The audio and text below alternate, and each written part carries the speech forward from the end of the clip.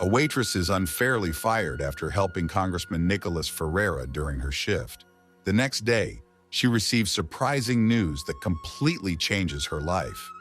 In the state of Minas Gerais, in a quiet town where the sound of birds blended with the aroma of flowers, lived Sofia, a 28-year-old with bright eyes and a heart full of hope. She worked as a server at the region's most famous restaurant, Gostinho de Minas, a place where luxury met warm simplicity. But Sofia wasn't just another employee, she was the smile that brightened the darkest days of the customers. Before we continue, I'd like to invite you to subscribe to the channel and leave your like. Since she was a little girl, Sofia had a dream: to open her own coffee shop, inspired by the recipes lovingly taught by her grandmother. On her days off, she would sketch menus, design an imaginary logo, and even save every penny to make this dream a reality. But reality often seemed relentless. Her new manager, Paulo, didn't share the same passion for life as she did. Controlling and ruthless, he was obsessed with results, ignoring the human needs of his team. Under his leadership, the workplace became cold and oppressive. It was a summer day, and the restaurant was packed. Sofia rushed from table to table, spreading smiles and serving delicious dishes, when the main door opened with a dramatic flair. Young Nikolas Ferreira, the restaurant owner and a respected figure in the town, entered. His expression was calm, but his presence carried the weight of someone accustomed to being heard. It was rare for him to visit the establishment, and his appearance sparked a murmur of curiosity among the patrons. With a gentle gesture, Nikolas chose a table in the area Sofia was serving. Without losing her composure, she treated him like any other customer, though she felt a slight tremor in her hands. He observed her every move, the way she slightly tilted her head to listen better to the customers, the care she took in serving, and the contagious joy she spread. But Paulo, who had also noticed Nikolas's interest, decided to intervene. Sofia carefully adjusted the tray, arranging the dishes with precision. Under the golden light streaming through the restaurant's large windows, she approached the table where Nikolas Ferreira, the enigmatic owner of Gostinho de Minas, was waiting. His relaxed posture seemed at odds with the powerful aura that preceded him, but his sharp eyes examined every detail around him. "Mr. Ferreira," Sofia began with a subtle smile, "here is your starter, smoked salmon carpaccio with a touch of truffle oil." Nikolas smiled in response. "Thank you. Sofia, right? I've been told you're the soul of this place." Sofia felt her cheeks flush. "I'm just doing my job, sir." As he sampled the starter, Sofia discreetly observed, it was rare to see a customer who not only enjoyed the food but seemed to analyze it, as if trying to understand every nuance of flavor. When he finished, Sofia gathered her courage and approached again. "If I may make a suggestion, sir," she said, leaning in slightly. "Today we have a special dish that isn't on the menu: lemon risotto with shrimp flambéed in cognac. It's a recipe inspired by my family's tradition." Nikolas raised an intrigued eyebrow. "A family recipe? That sounds interesting. Tell me more about it." Sofia took a deep breath, trying to control her shyness. "My grandmother used to prepare this dish for special occasions. The risotto is light, but the citrus flavor of the lemon pairs perfectly with the bold touch of cognac in the shrimp. It's something that reminds me of home and comfort." Nikolas's gaze softened. "You speak of it with such passion. Bring the dish. I want to experience this memory of yours." As Sofia stepped away to prepare the order in the kitchen, her heart was racing. It wasn't common for her to share personal stories with customers, especially someone like Nikolas Ferreira. Yet there was something about him that inspired trust, as if he truly cared. When the dish arrived at the table, Nikolas's reaction was immediate. The aroma enveloped him, and he leaned in to take a deep breath before his first bite. The moment the flavors hit his palate, he closed his eyes, savoring every detail. "Perfect," he said after a moment. "Sofia, this is the kind of dish that makes a restaurant stand out. Why isn't this on the menu?" Sofia chuckled softly, shrugging her shoulders. "I thought it was too simple for a restaurant like this." Nikolas shook his head. Simplicity, when done right, is the height of sophistication. This dish needs to be on the menu, and its name will be...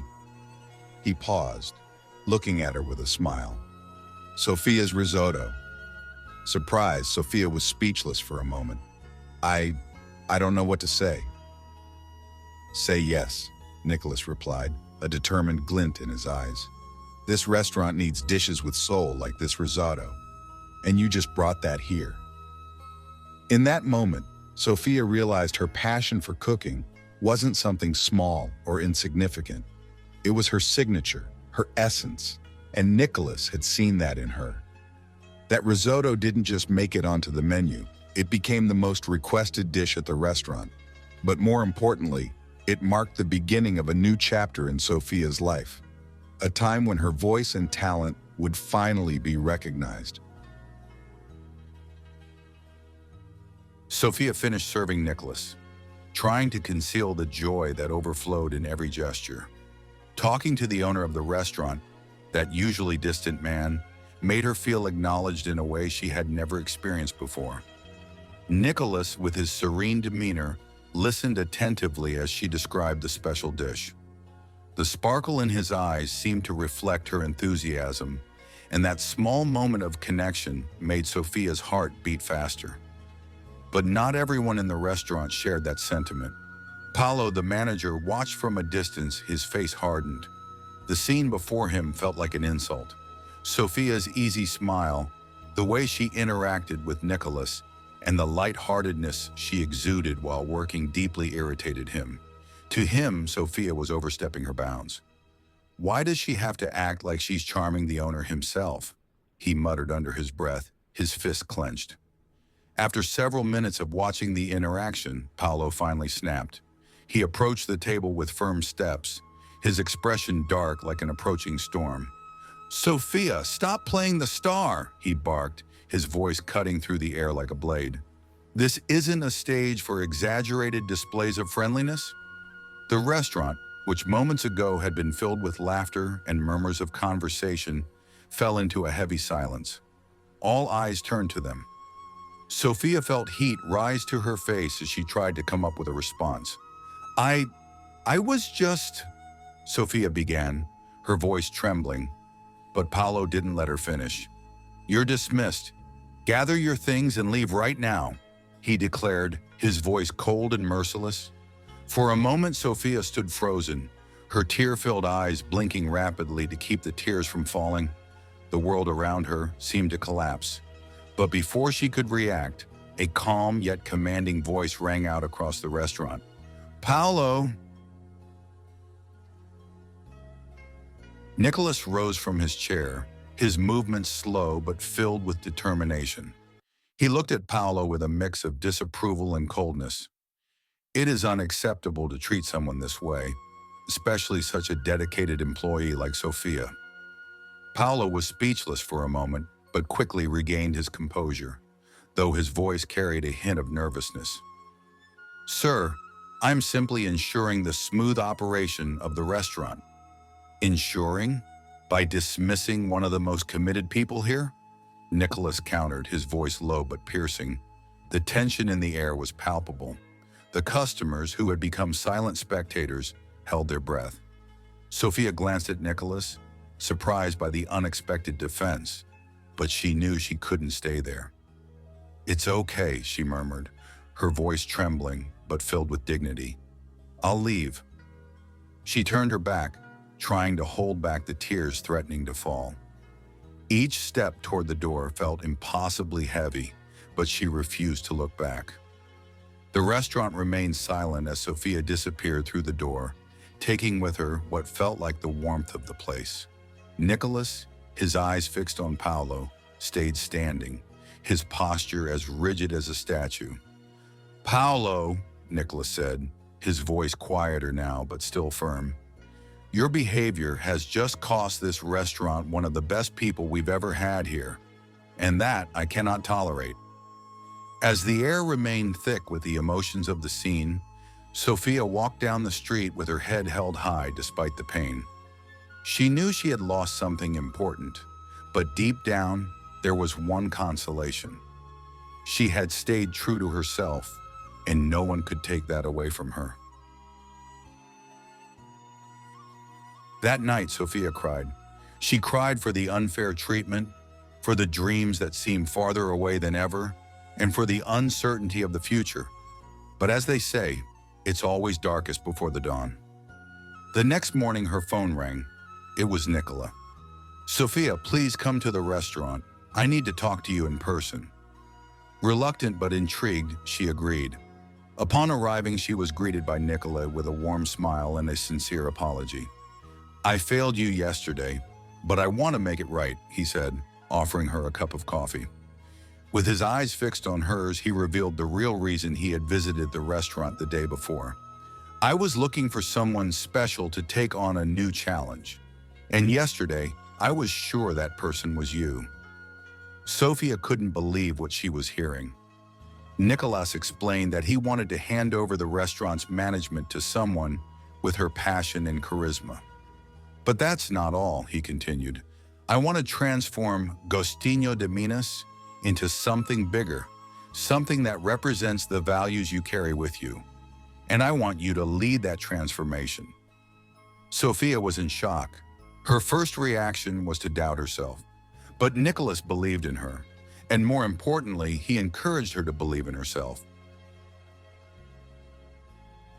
Under Sophia's leadership, the restaurant underwent a revolution. The menu was revamped, featuring homemade recipes inspired by her grandmother's memories. The atmosphere, once cold, transformed into a place of warmth and solidarity. The team, motivated by her example, worked with renewed energy and enthusiasm, and the restaurant flourished. More than professional success, Sophia found her voice. She realized that the challenges and injustices she had faced had prepared her for something greater. Her work began to inspire others in the community, showing that it's possible to turn pain into purpose. Today, Gostinho de Minas is not just a restaurant. It's a symbol of rebirth and hope. Loyal customers tell Sophia's story as an example of resilience. And at the heart of it all is her, the young woman who was once humiliated but found her inner strength to rise. And you who are listening to this story may be facing your own storm. Remember, even the biggest waves crash on the shore, and it is often in the chaos of the rough sea that we find our way to a safe harbor. Never give up on your dreams. Share this story with someone who needs inspiration today. Maybe you could be the light in someone else's darkness. Did you enjoy this story? Subscribe to our channel and follow more inspiring stories like this one. Together, we can spread hope and motivation.